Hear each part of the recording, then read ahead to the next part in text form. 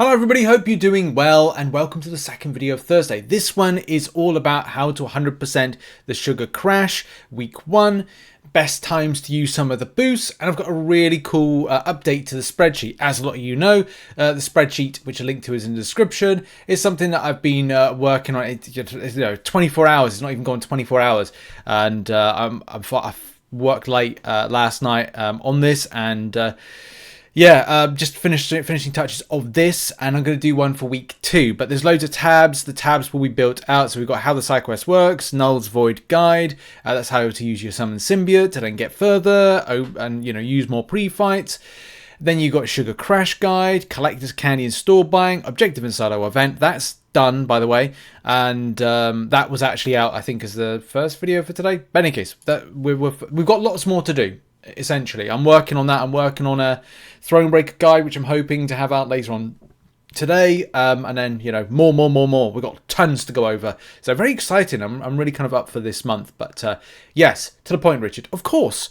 So first of all, check out the link in the description, of course, and we're going to be focused on this particular quest right here, not this one, the Sugar Crash. The main thing I would say with this is very straightforward if you have the summon Symby. If you don't, then effectively, well, if you got him at rank 5, sorry, if you got it at rank 5, he's going to be more potent, so therefore you won't have access to I didn't really use the boosts. That's the main thing I want to say.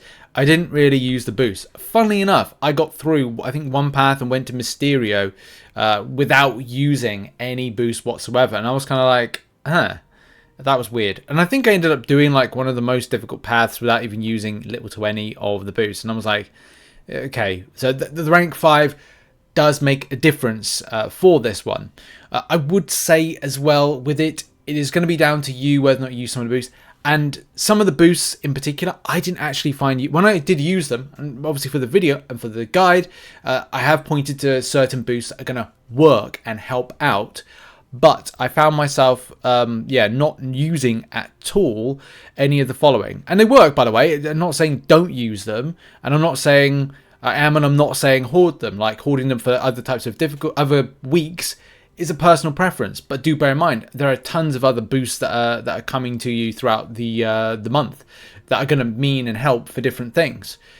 We just don't know if, keeping some of these back might help out. So, I don't know. It's up to you whether or not you want to, keep some of these for other weeks. But mainly, I did not use Vicious Assault. I did not use, the Evasion one. So, and it's like, you can use this one. I'm not saying not to use it. But I would say this may be more applicable to if you've got a lower ranked version of the Summon Symbiote, because he might not be as potent and maybe you need extras to help out. Resistance may help in order to kind of like throw more debuffs down or certain elements of the champion you're going up against. I also didn't find myself using quite as much the Indestructible, and I kind of figure I should have used that a bit more, which is this Undying one right here. But in any case, with that all out of the way, what are some of the best boosts to use?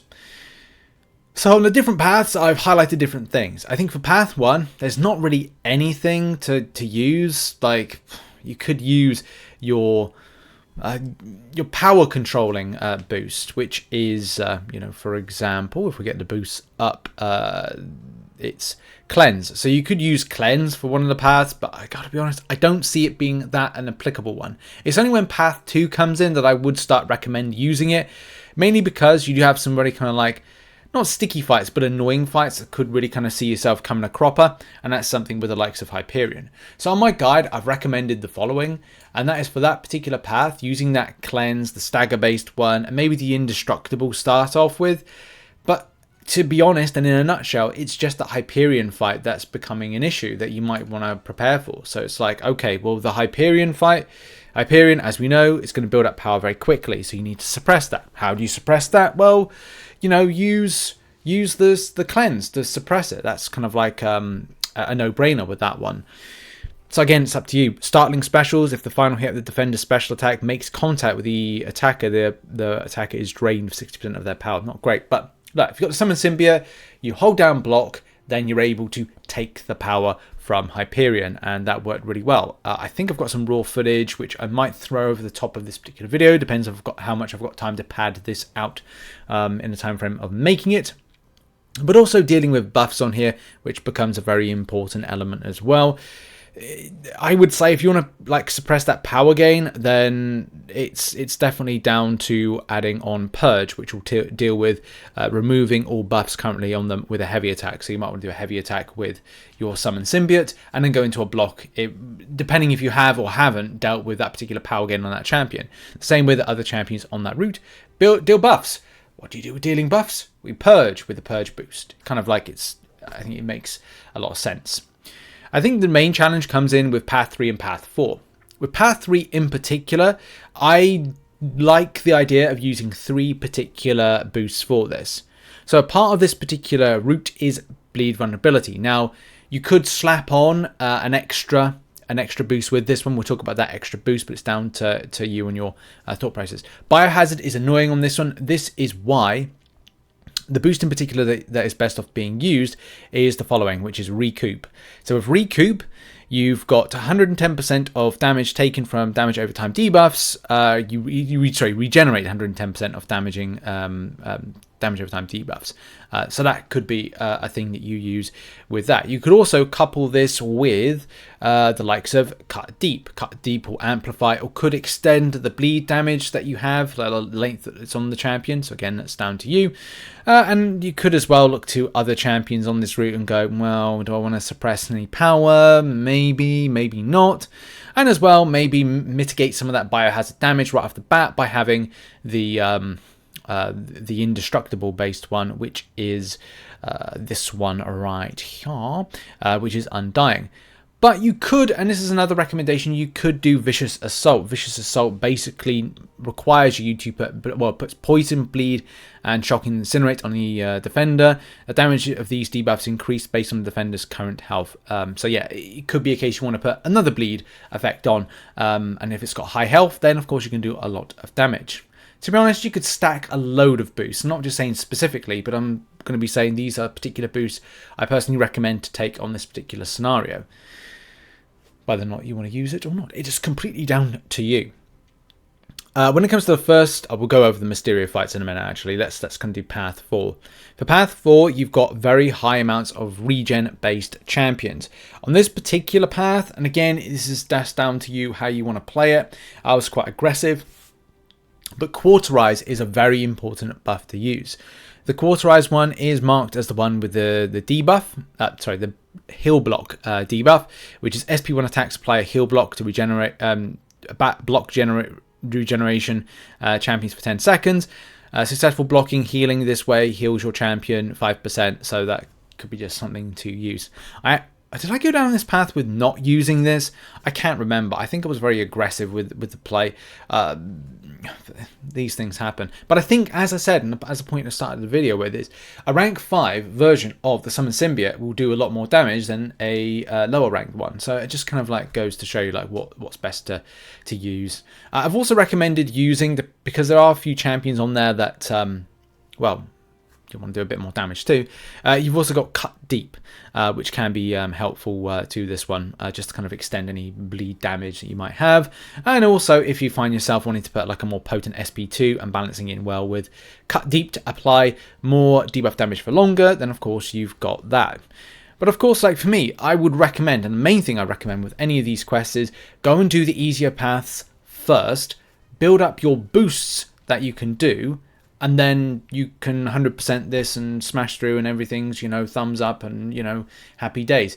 I would say because you need to get 50k, you will have to do all paths. I don't know if that's applicable to everybody because some of it might be difficult. It may be a case that you might revisit this, but I don't know if this is like a one-size-fits-all for all players so they can go and play this one. It's a bit of a weird quest, to be honest, but I like it. I think it's fun, but I do think that I've got a bit of a leg up because I've got this... rank 5 version helping me out along the way. In any case, onto the bosses. Now, I would recommend that if you are looking to do the Mysterio more difficult fight, that you prepare on the route. The reason I say that is it kind of mirrors what Path 3 has. Path 3 is that biohazard element to it. So you're kind of in this 15-minute time slot. When you launch a boost, you only have it for 15 minutes. But it could mean that in that time you do path 3 and path 4. You put on the boost for path 3 and then go into path 4, because it's going to be like a doddle to do both paths in one succession and put on loads of boosts. Why not? The thing is, you will need to have that biohazard counter in recoup the boost. By the way, just to highlight that again, the recoup boost is the green one that looks like a little bit of a regeneration boost. It looks like that one there. That's what's going to be helpful against this particular boss to have. And yeah, you'll be able to deal with a lot of that biohazard based damage, whether it's bleed or poisons. And then of course, because the champion has a, is it bloodletting? No, bleed vulnerability. Then what you can do is have on your other boost to amplify the bleed damage, duration, and also volume of it, depending on how long the fight's going for. I also would recommend the following, because the champion can be quite annoying once he's thrown special attacks. And yes, okay, you can just play aggressively and not worry about the reflection of damage. But I would say it might be handy from time to time to have cleanse, because at least with that you're able to suppress the power gain of Mysterio, just so you can make the fight as easy as possible for yourself. Similar thing of what you did with Hyperion, but again, it's down to personal preference and what you want to do for this particular fight, and an interaction. But yeah, that has been the video. Thank you very much for watching. Hope you enjoyed it. Hope you enjoyed some of the content we're going to be putting out for the first week when it comes to the side quest. I've got tons of fun things that I'm looking forward to putting out for you, and I'll see you all soon. Much love and goodbye.